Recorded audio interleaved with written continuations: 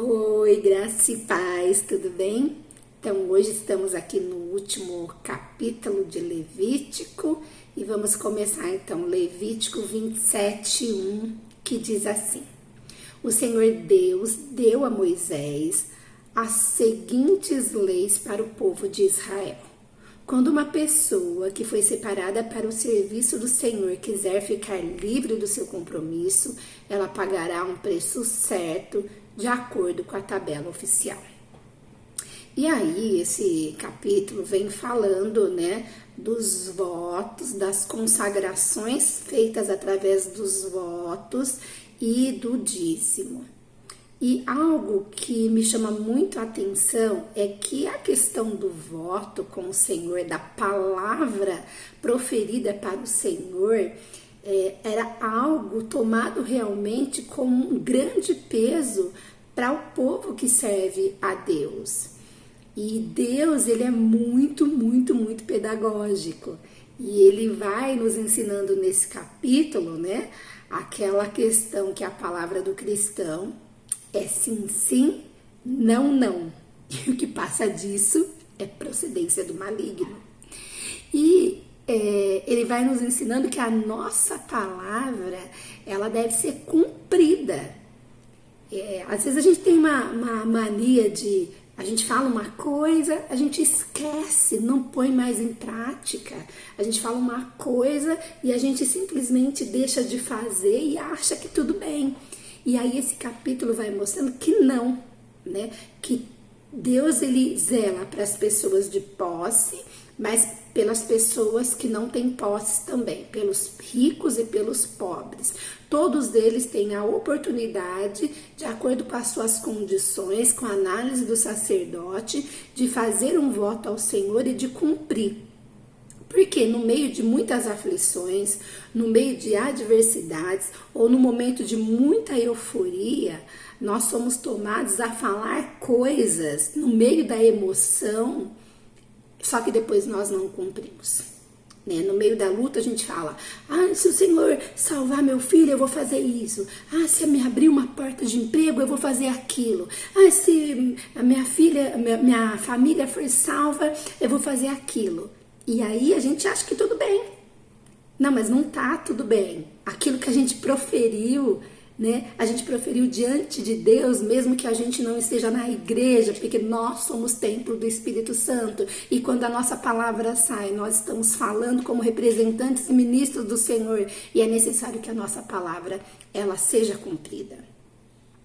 Duas frases me vieram à cabeça, Uma do René Terra Nova, que ele diz assim: se Deus não governa o nosso dinheiro, então ele também não governa o nosso caráter.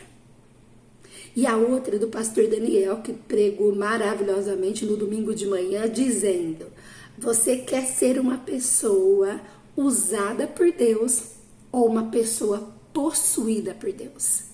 Uma pessoa de quem Deus tem posse e governa todas as áreas da sua vida. E aí o pastor Daniel disse, porque usado até a mula foi. Então, o que você quer?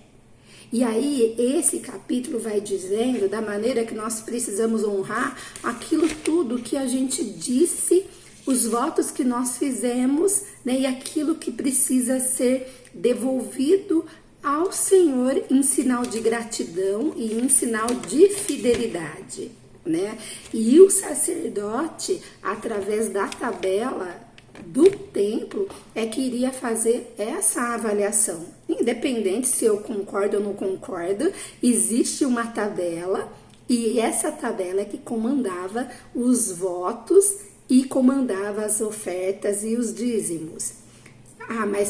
Irmã, eu, numa hora de uma emoção, eu prometi uma coisa e agora eu não consigo cumprir porque eu falei sem pensar.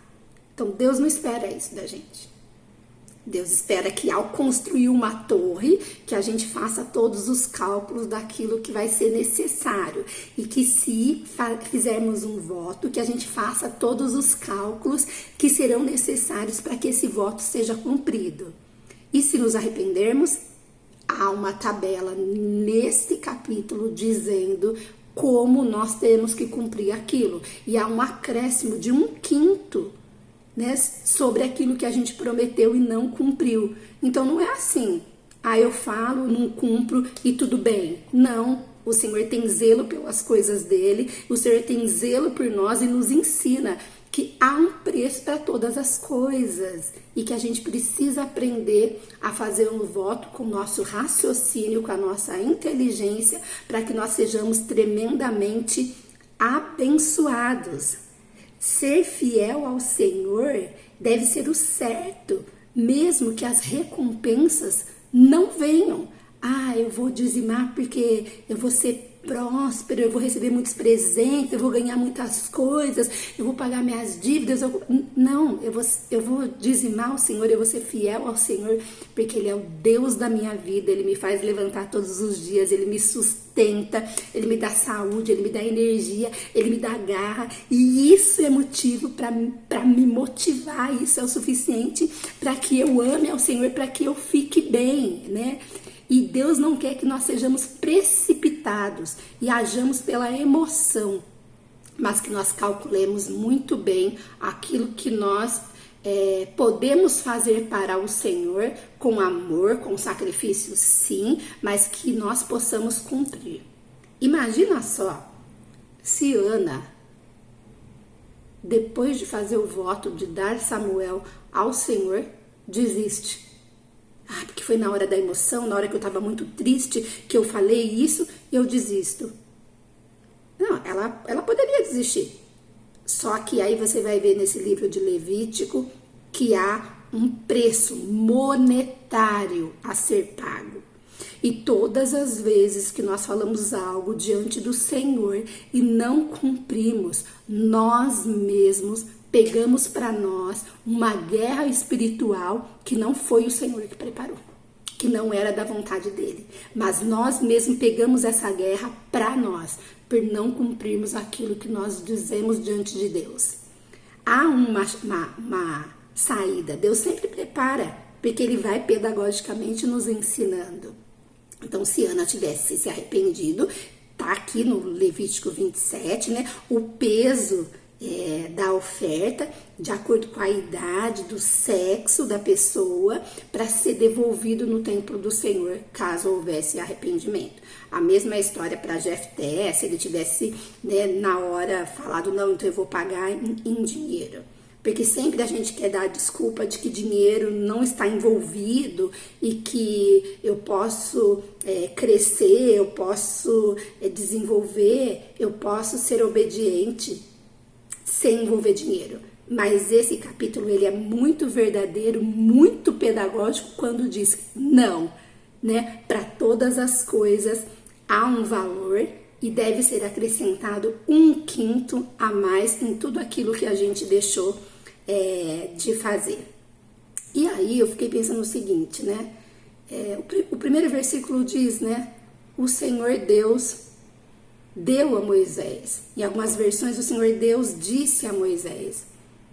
Não foi uma inspiração, foi um ditado. Deus foi falando para Moisés como é que ele queria as coisas. E será que depois Deus ia se arrepender do que ele falou? Olha, eu disse isso, mas eu estava brincando, não era mais necessário. Acho que não, né? Então, que eu e você venhamos ter cuidado com as coisas que nós falamos, que nós não hajamos com precipitação, mas que nós venhamos a cumprir os nossos votos diante do Senhor, porque isso é muito sério, e que nós venhamos honrar o Senhor com a 10ª parte de tudo que Ele nos entrega, como está bem esclarecido e escrito no versículo 30, né? A 10ª parte das ovelhas, dos cereais, das frutas, de tudo que eles tinham, né? Se você tem uma plantação aí, né, de cereais, de frutas, e você está recebendo seu pagamento disso, então é essa 10ª parte que você vai trazer.